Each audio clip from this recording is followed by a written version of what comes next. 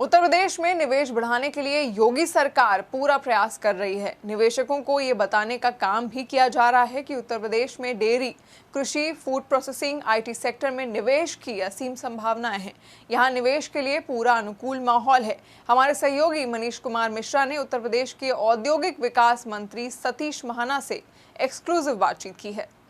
चीन से जो कंपनियां पलायन कर रही हैं उस पर विश्व की सभी देशों की नज़र है और एशिया में वो कंपनियां ज़्यादा अपने को मुफीद पा रही हैं और इसी पर उत्तर प्रदेश सरकार की तरफ से पहल हो रही है। हालांकि भारत सरकार ने 4 लाख से ऊपर हेक्टेयर जो है लैंड बैंक बनाने की तैयारी में है। उसमें 1 लाख हेक्टेयर की जो भूमि होगी वो इन कंपनियों को देने की तैयारी है। लैंड बैंक के बारे में पूरी तरह से योजना बनाई जा रही है और उत्तर प्रदेश पूरी तरह से फोकस कर रहा है कि जो भी 25 लाख जो प्रवासी आए हैं उनको रोजगार देना है, साथ ही सूक्ष्म लघु उद्योगों को भी बढ़ावा देना है। हमारे साथ हैं उत्तर प्रदेश के औद्योगिक विकास मंत्री सतीश महाराज जी। वो बताएंगे कि जिस तरह 2 बार यहाँ पे इन्वेस्टर समिट हुई है, डिफेंस एक्सपो भी हुआ है, तो क्या आगे की योजना क्या है?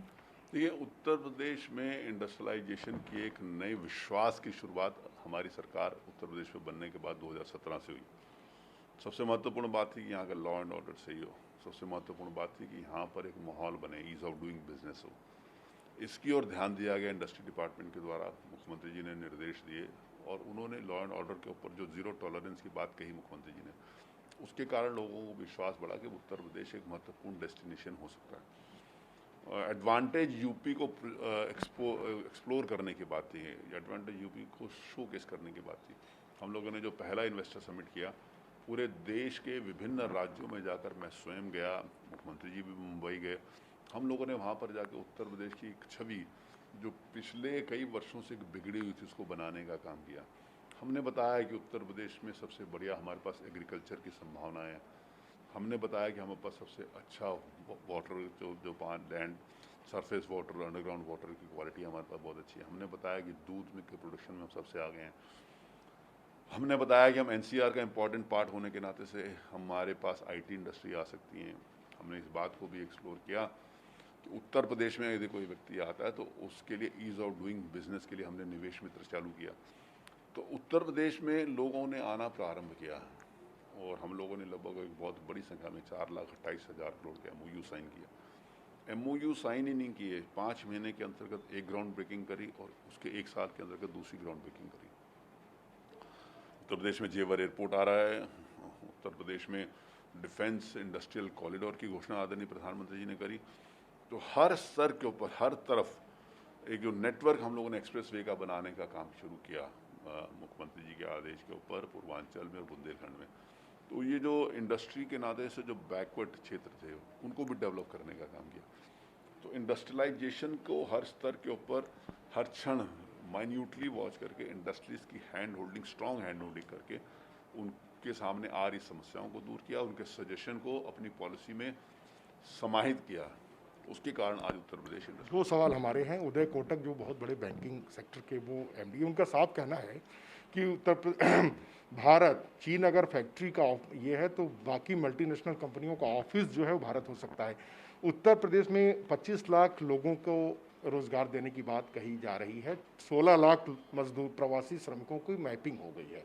ऐसे में सवाल ये उठता है कि पहले ही जो इतनी बड़ी संख्या माइग्रेट होकर अन्य प्रदेशों में गई है, क्या वो आएगी? उसको कैसे रोजगार रुपया, उसका क्या रोड मैप क्या है, कैसे उनको मुहैया कराएंगे? देखिए, कोटक इंस्टीट्यूशनल सिक्योरिटीज़ के साथ अभी हमारा पिछले हफ्ते एक वेबिनार हुआ था जिसमें देश और दुनिया भर के बहुत महत्वपूर्ण इंडस्ट्रीज थे। उन लोगों ने हमसे बातचीत करी थी। ये कोटक वालों ने ही इसको अरेंज कराया था। उन लोगों को बहुत सारे जो उनकी समस्याएं थी उन्होंने बताई, जो उनको जानकारी चाहते थे वो बताई। उनसे लिखित रूप में भी हमने कहा कि आपको जो जो भी आवश्यकताएं हैं, आपको क्या आप चाहते हैं वो बताइए, क्या हम कर सकते हैं हम उसको देखेंगे। तो ये बहुत बड़ी महत्वपूर्ण बात आपने कही कोटक इंस्टीट्यूशनल सिक्योरिटीज़ के बारे में, उसको हम देख रहे हैं। और जो लेबर यहाँ पर आ रही है उसको विभिन्न क्षेत्रों में, देखिए लेबर हर क्षेत्र में काम करती है, चाहे वो निर्माण क्षेत्र में काम करती हो, चाहे वो ठेला लगाने का काम करती हो, चाहे किसी छोटे दुकान में काम करती हो, किसी मॉल में काम करती हो, किसी इंडस्ट्री में काम करती हो।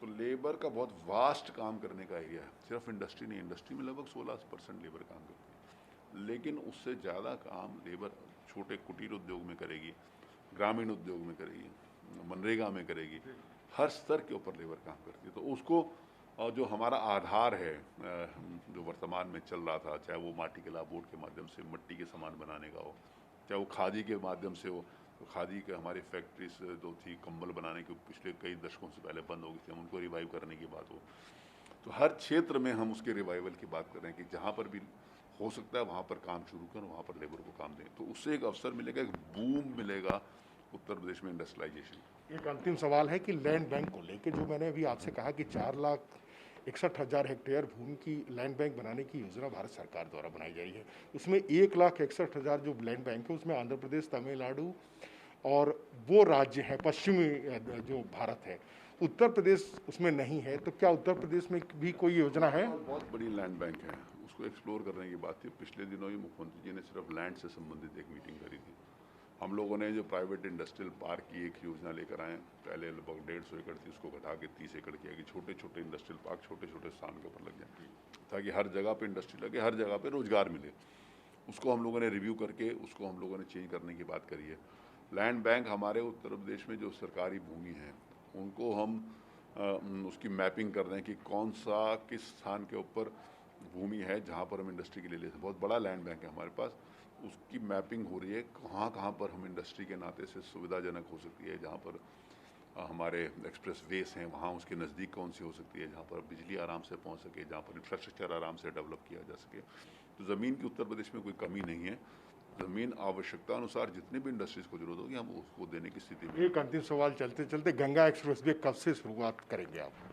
गंगा एक्सप्रेसवे के ऊपर अभी उसका अलाइनमेंट हुआ है, अब मुख्यमंत्री जी ने उसके ऊपर आदेश दिया है, तो उसका अलाइनमेंट होने के बाद उसकी ज़मीन का एक्विजिशन का प्रोसेस शुरू होगा। अभी तो जब तक 90% ज़मीन एक्वायर नहीं होती तब तक उसकी टेंडरिंग प्रोसेस नहीं होता। अब ये 2-3-4 महीने थोड़ा सा लेट हो गया था, लेकिन वो गंगा एक्सप्रेसवे भी हमारी योजना में है। बहुत बहुत धन्यवाद। ये थे हमारे साथ उत्तर प्रदेश के औद्योगिक विकास मंत्री सतीश महाना जी, जिन्होंने कहा कि सभी क्षेत्रों में कैटेगराइज बनाया गया है, जो मजदूरों, जो प्रवासी श्रमिक आए हैं उनको गाँव में, मनरेगा में, कुटीर उद्योग में अलग अलग तरह से रोजगार उपलब्ध कराए जाएंगे। साथ ही जो लैंड बैंक है उसकी भी मैपिंग चल रही है, ताकि जो भी इंडस्ट्रीज आ रही हैं, जिस उद्योग को लाने का प्रयास किया जा रहा है उनको जगह दी जा सके, उसकी मैपिंग चल रही है। कैमरा पर्सन गौरव वर्मा के साथ मनीष मिश्रा, न्यूज़ इंडिया, लखनऊ।